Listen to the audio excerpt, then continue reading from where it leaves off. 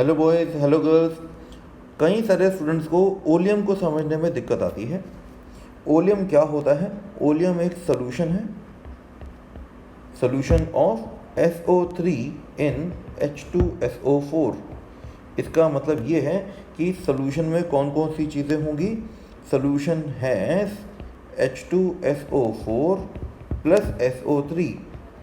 सबसे पहली बात, क्या दोनों के नंबर ऑफ मोल बराबर हैं? नहीं, दोनों के नंबर ऑफ मोल बराबर नहीं होंगे, तो इसलिए इसको हम कभी कभार लिख सकते हैं H2S2O7, but it is not authentic, but not properly. इसको हम बिल्कुल एग्जैक्टली ऐसे नहीं लिख सकते, लेकिन काम चल जाएगा, इसलिए हम ऐसा काम चला देते हैं। ये वाली बात समझ लेना, because number of mole of H2SO4 mole of SO3 same हो भी सकते हैं और नहीं भी हो सकते। हम मान के चलते हैं कि इनके नंबर ऑफ मोल सेम नहीं है।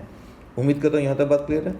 नेक्स्ट, अब हमारे पास जब हम ओलियम की बात कर रहे हैं तो ओलियम करता क्या है?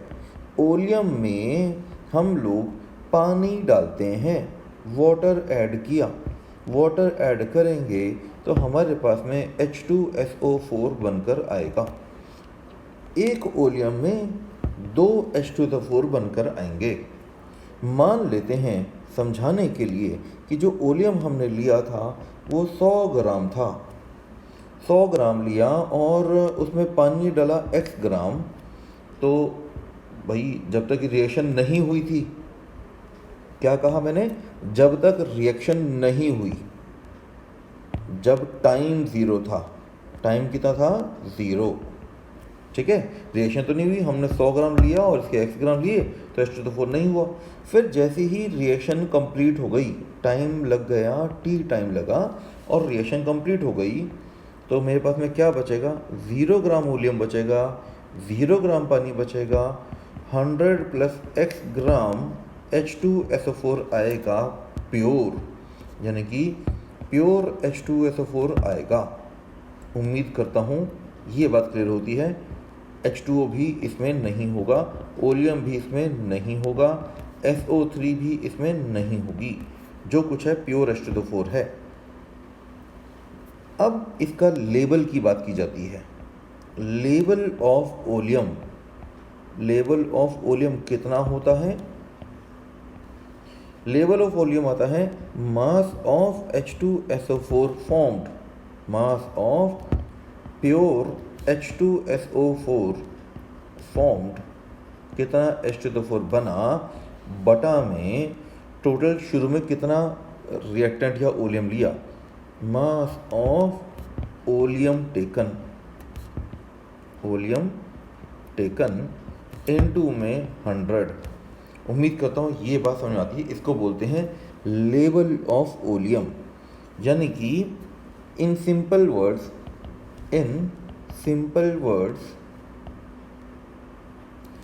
100 ग्राम ओलियम कितना H2SO4 देगा। मान लो कि ये y ग्राम H2SO4 दे रहा है, तो लेवल इज y। मान लेते हैं कि 50 ग्राम ओलियम है, उससे हमारे को 55 ग्राम H2SO4 मिल रहा है, तो लेवल कितना होगा? लेवल विल बी 55/50 इंटू में 100, तो ये रफली कितना हो जाएगा? 110। तो level will be equals to 110। उम्मीद करता हूँ इतनी बात क्लियर है।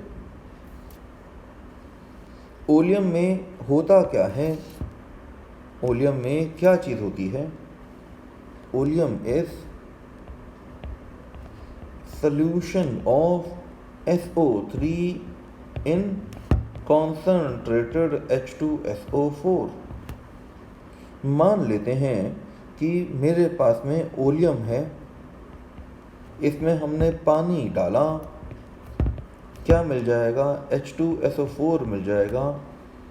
हमने 100 ग्राम ओलियम लिया और इसमें 9 ग्राम पानी डाला, तो यहाँ पे मिला 109 ग्राम H2SO4। ये वाली बात अभी समझाई थी, दोबारा बता दी। मान लेते हैं कि 100 ग्राम लिया और उसमें 4.5 ग्राम डाला, तो इसमें H2SO4 आ रहा है कितना, 104.5 ग्राम।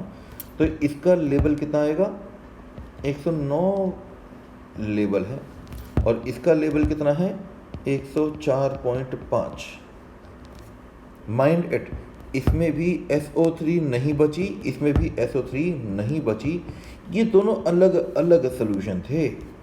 ये क्या है, सोल्यूशन 1, ये क्या है, सोल्यूशन 2, यानी कि दोनों अलग अलग थे, तभी तो अलग अलग अमाउंट ऑफ H2SO4 बन रहा है। क्लियर। जो पानी है, water reacts with SO3 and forms H2SO4। Simple सी बात। आगे देखते हैं यहाँ पे क्या हो रहा है। तो क्वेश्चन आ जाता है, क्वेश्चन जो पूछते हैं, calculate percentage of SO3 in oleum with label of 109। Level है 109, इसका क्या मतलब है, तो हम इसे सॉल्व करना शुरू करते हैं। सॉल्यूशन बहुत सिंपल है। क्या कहना चाहता है इसमें कवि कह रहा है कि जो ओलियम लिया है उसमें अपने पानी डाला है 9 ग्राम, इससे मिल गया है H2SO4। ओलियम कितना लिया था, ओलियम 100 ग्राम लिया था। यहाँ पे कहीं पे मेंशन तो नहीं है कि 100 ग्राम लिया था, क्योंकि सीधा लेवल की बात कर रहा है और जनरलाइज बात कर रहा है। तो generally we take general standard जो है हमारे पास में, वो ओलियम के लिए 100 ग्राम है। कुछ नहीं दिया होगा तो हम 100 ग्राम ओलियम लेके चलेंगे। यहाँ पे मिलेगा 109 ग्राम। अब ये ओलियम जो था, ये ओलियम में था ही कौन, H2SO4 था, SO3 था। मुझे क्या पता कितना है, ये A ग्राम है, ये B ग्राम है। A प्लस B मिलके क्या बन गए, 100 ग्राम। सिंपल है। जो पानी है वो तो SO3 से रिएक्शन कर रहा है और बन जाता है H2SO4। इसमें देखो तो 1 मोल पानी 1 मोल SO3 से रिएक्शन कर रहा है और 1 H2SO4 बन रहा है। तो इसका मतलब ये है मोल ऑफ H2O इक्वल होगा मोल ऑफ SO3। अब ये SO3 कितने ग्राम था, SO3 तो B ग्राम था। तो SO3 के मोल कैसे निकालोगे भैया, मोल निकालने का फॉर्मूला क्या होता है, मोल इक्वल टू मास बटा में मोलर मास। अब SO3 का मोलिकुलर मास कितना है जरा बताओ। सल्फर है 32, ऑक्सीजन है 16 और 3, तो ये आ गया, मल्टीप्लाई करोगे तो 48 और 32, ये आ गया टोटल आकर 80। तो मास से मोल कैसे निकालेंगे, ये आ गया SO3 कितना था, B ग्राम, राइट। तो B बटा में 80, इतने मोल आ गए। पानी कितना था, पानी हमने लिया ना, ये ऊपर लिखा हुआ 9 ग्राम, 9 ग्राम पानी था। तो 9/18 मोल H2 आ गए, ये दोनों बराबर होंगे। तो मेरे पास में B कितना आया, तो मुझसे B निकल कर आया 80 × 9/18। तो मास ऑफ SO3 कितना आया, चलो बताओ। SO3 is equals to 80 × 9/18। अब इसे हम कैलकुलेट तो हम कर ही लेंगे, which is equal to 40%, right. ये होगी बात खत्म। हाँ जी, अब आगे देखें, यहाँ तक बात खत्म हो गई। अच्छा एक बात बताओ, इसको जनरलाइज कर लेते हैं। ये 9 ग्राम क्या था, 9 था mass of water added, mass of H2O जो हमने डाला, जो हमने ऐड किया, एडेड। और इसमें ये 18 क्या है, ये तो फिक्स है ना, फिक्स्ड है, fixed molecular mass of H2O। ये 80 क्या है, ये भी तो फिक्स था, fixed molecular mass of SO3। इसका मतलब दैट इज हमारे पास में परसेंटेज ऑफ SO3 अगर निकालनी होगी तो कितना आएगा, 80/18, 80/18 इंटू मास ऑफ H2O। अब मास ऑफ H2O कहाँ से निकालें, ये तो दिया ही नहीं होगा।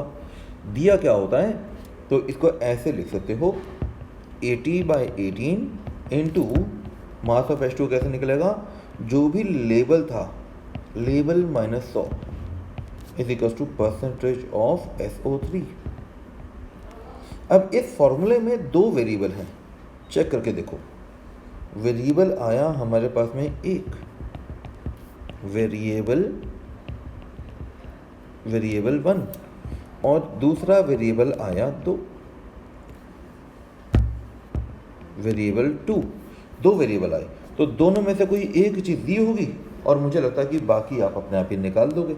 मान लो कि लेबल गिवन है, लेबल गिवन, तो क्या इससे आप परसेंटेज ऑफ SO3 निकाल दोगे? सिंपल था। If percentage of SO3 given है तो मुझे लगता है इसी फॉर्मूले में पुट करके आप लेवल भी कैलकुलेट कर लोगे। तो ये दो तरह के क्वेश्चन इसमें आते हैं। उम्मीद करता हूँ बात क्लियर है। एक और क्वेश्चन आ सकता है इसके अंदर, another type of question that can be asked, question calculate molarity of oleum solution, oleum in VmL water, VmL solution। ठीक है, इसको करते हैं। तो बेसिकली नंबर ऑफ मोल निकाल लेंगे तो आप काम कर लोगे। तो हमारा काम क्या है इसमें, नंबर ऑफ मोल निकालना। तो जरा हम नंबर ऑफ मोल निकाल लें। तो number of mole of H2SO4 in final solution, वो कैसे निकालेंगे? बड़ा ही सिंपल काम है। तो जो भी लेबल दिया होगा, उसको हम डिवाइड कर देंगे किससे? सबसे पहले हम डिवाइड करेंगे मास ऑफ ओलियम, बल्कि गलत कर दिया मैंने, मास ऑफ ओलियम से तो मल्टीप्लाई करते हैं। पहले हम इसको डिवाइड करेंगे 100 से into mass of oleum solution, oleum given, कितना ग्राम ओलियम गिवन है, ये सब आ जाएगा मास। इसको हम डिवाइड कर देंगे मॉलिक्यूलर मास ऑफ H2SO4। तो ये हमारे पास में आ जाएगा number of mole of H2SO4। Mole of H2SO4 कितने आ गए, जो भी लेवल है डिवाइड किया 100 से, तो और मास ऑफ ओलियम है ना, मास ऑफ ओलियम जो गिवन है, और H2SO4 का मॉलिक्यूलर मास कितना होता है 98। तो ये फॉर्मूला भी तकरीबन फिक्स है। उम्मीद करता हूँ कि यहाँ तक आपको बात समझ आई। ये और बात है कि शायद आपको ये फॉर्मूला डिराइव नहीं हुआ, एक बार कर देता हूँ। देखो हमारे पास में गिवन मास होगा ओलियम का, गिवन मास ऑफ ओलियम मान लेता हूँ वो एम नहीं करते, W कर लेते हैं। ठीक है, W मास या W ग्राम गिवन होंगे। 100 ग्राम ओलियम कितना देता है, जितना भी लेबल होगा उतने ग्राम H2SO4 देता है पानी डालने पर। ठीक है, तो फिर W ग्राम ओलियम कितना देगा बताओ? जो भी लेबल है उसको 100 से डिवाइड करोगे, W से मल्टीप्लाई करोगे, इतने ग्राम H2SO4 आएंगे। तो मेरे पास में क्या आ गया, मास ऑफ H2SO4 फॉर्म आ गया। मोल ऑफ H2SO4 कितने आ गए, मोल ऑफ H2SO4 मास बटा में 98, ये सबको पता ही है। तो कितना हो गया, लेबल जो था 100 से डिवाइड किया, W से मल्टीप्लाई किया, 98 से डिवाइड किया, ये मेरे पास आ गया मोल ऑफ H2SO4। उम्मीद करता हूँ ये बात क्लियर हो गई है। इफ अगर आपको इसकी क्या कैलकुलेट करनी है, मोलैरिटी, मोलैरिटी के लिए क्या करोगे, मोल बटा में volume of final solution, litre में लेते हैं, है ना। और मोल आपने ये निकाल दिए, तो इस फॉर्मूले को उठा के इसमें पुट कर दो। तो मोलैरिटी कितनी आ गई, लेवल बाय 100, W बाय 98, और इसको डिवाइड करना था वॉल्यूम से। V, अगर V ml फाइनल सोल्यूशन है तो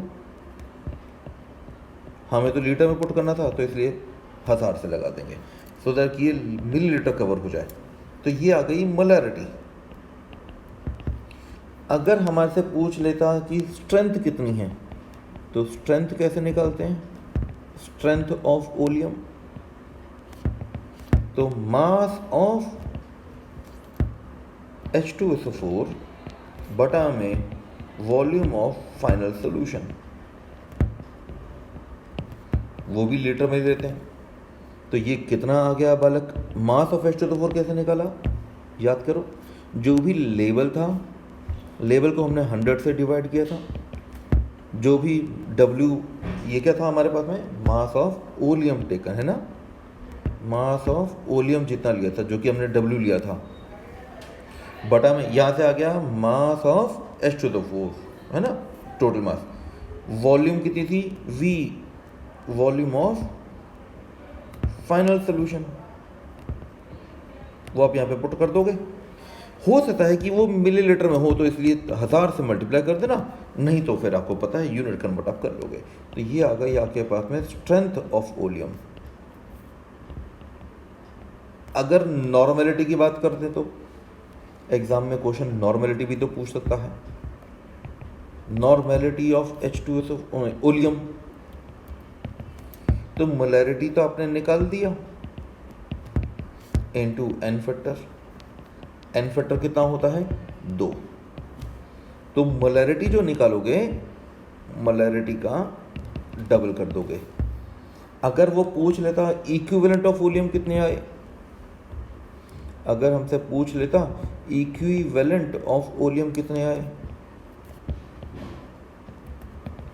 तो जो भी आपने मोल ऑफ H2SO4 निकाले थे ना, उसको मल्टीप्लाई कर दोगे 2 से।